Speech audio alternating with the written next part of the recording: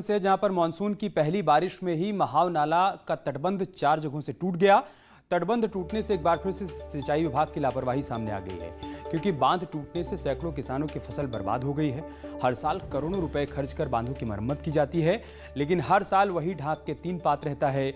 इस बार महाव नाला की मरम्मत की गई, लेकिन सरकारी रुपए की कैसे बर्बादी हुई है वो आप इन तस्वीरों के माध्यम से समझ सकते हैं। ये तस्वीरें हम आपको सिद्धार्थनगर के दिखा रहे हैं। बारिश के बाद कैसे आफत यहाँ पर बढ़ गई है, किसानों की फसलें बर्बाद हो गई हैं, उसकी वानगी आप इन तस्वीरों के माध्यम से देख सकते हैं। महाव नाला कैसे बाढ़ के चलते 4 जगहों से क्षतिग्रस्त हो गया है, और इसका परिणाम ये हो रहा है कि नदी का पानी बहुत तेज़ी के साथ किसानों के खेतों की तरफ बढ़ रहा है, और अब तक फसलों का भारी नुकसान हो चुका है। किसान परेशान है। आरोप ये लग रहा है कि हर बार सरकारी पैसे का बंदरबाट होता है, पैसे की बर्बादी होती है, तटबंध की मरम्मत करवाई जाती है, लेकिन जैसे ही नदी में पानी बढ़ता है हर बार यही तस्वीर देखने को मिलती है जो इस वक्त आप देख पा रहे हैं। दर्जनों गांव ऐसे हैं बर्डपुर ब्लॉक के जो कि इस वक्त पूरी तरीके से जलमग्न हो गए हैं। वहां के लोग डरे और सहमे हुए हैं। उनको वहां से विस्थापित किए जाने की बातें अब होने लगी हैं। आसिफ हमारे साथ सिद्धार्थनगर से जुड़ चुके हैं इस वक्त। कैसे हालात इस वक्त वहाँ पर बने हुए हैं, क्या अपडेट है वहाँ से?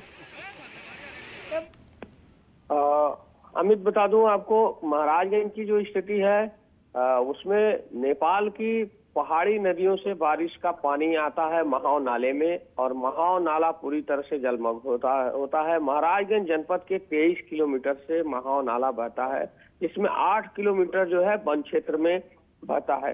वन क्षेत्र में पानी का जो निचला तली होता है वो सिर्फ 4 मीटर है। बाकी अन्य जो इलाके हैं वहाँ नदी का जो तल है वो 20 मीटर के करीब है। प्रशासन का और सिंचाई विभाग का ये दावा है कि वन विभाग के क्षेत्र में पड़ने वाली जो नदी नाला है उसमें सफाई नहीं हो पाती है और उसकी तली चौड़ी नहीं है। इस वजह से अन्य क्षेत्रों में जब बारिश पहाड़ पे होती है, नेपाल में होती है, तो उसका असर भारतीय क्षेत्र में होता है, क्योंकि 2260 क्यूसेक के आसपास पानी का डिस्चार्ज होता है, और काफी वेग से जब पानी महाराजगंज की सीमा में आता है, महाव नाले में आता है, तो महाव नाले का तटबंध टूट जाता है, ऐसा सिंचाई विभाग का कहना है।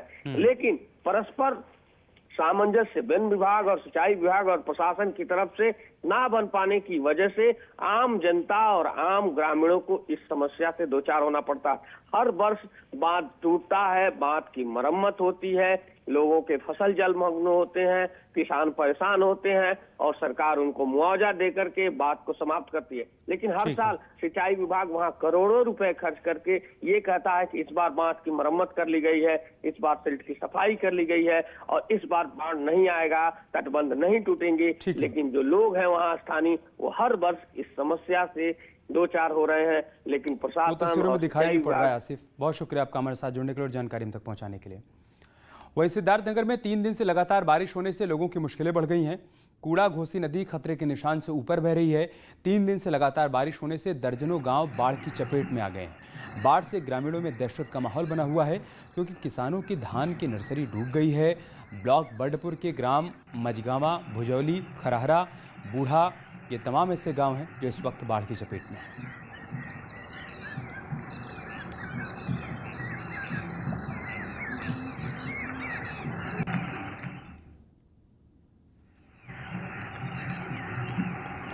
तो तस्वीरें हम आपको सिद्धार्थनगर के दिखा रहे हैं। देखिए कैसे यहाँ पर बाढ़ के पानी में किसानों की फसल पूरी तरीके से डूब गई है। दरअसल धान की रोपाई से पहले धान की नर्सरी तैयार की जाती है, और वो पूरी तरीके से जलमग्न हो गई है। ऐसे में किसान परेशान हैं। उनका कहना है कि हर साल ऐसे ही हालात बनते हैं। प्रशासन की तरफ से इंतजामात के दावे तो किए जाते हैं, लेकिन जब भी लगातार बारिश होती है इसी तरीके से बर्बादी की तस्वीर यहाँ पर सामने आती है।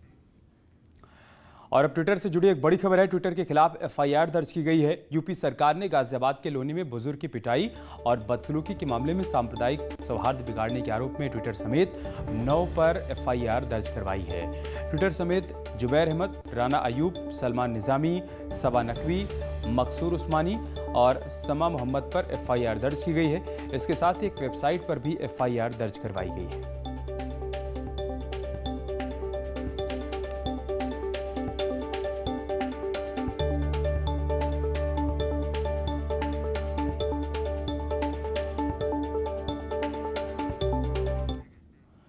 दरअसल गाजियाबाद के लोनी इलाके में बुजुर्ग के साथ मारपीट और बदसलूकी हुई थी। आरोप के मुताबिक कुछ लोगों ने साजिश के तहत इसे सांप्रदायिक रंग दे दिया और सामाजिक सद्भाव को बिगाड़ने की कोशिश की।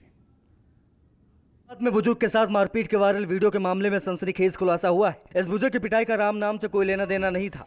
अब्दुल पर हमला करने वालों की पहचान कर ली गई है। इनके नाम आरिफ, आदिल, मुशाहिद, परवेज और कल्लू है। अब्दुल बुलंदशहर से परवेज के घर आया था, जहां उनके साथ मारपीट की गई। पुलिस के मुताबिक अब्दुल समद ताबीज बनाने का काम करता है। उसके दिए ताबीज से परवेज के परिवार पर उल्टा असर हो गया, जिसके चलते परवेज नाराज हो गया और वो गाँव के लड़कों को बुलाकर अब्दुल की पिटाई करने चला गया। का काम करते हैं और प्रवेश एवं गांव के अन्य लड़कों को भी इन्होंने ताबीज़ बना के दिए थे। उन लोग का कहना है कि इसी कारण से कुछ इनसे नाराज़गी थी और इन्होंने फिर उनको वहां पर अपने घर पर बुला के इनके साथ वहां पर मारपीट एवं अभद्रता की, जिसमें कि कई लड़के शामिल थे। इसमें लेकिन अब्दुल ने अपने बयान में कहा था कि जय श्री राम ना कहने और वंदे मातरम ना कहने पर उनकी पिटाई की गई है। अब सवाल यह है कि अब्दुल ने किसके कहने पर झूठ बोला और कौन इस मामले को धार्मिक रंग देने की साजिश रच रहा था।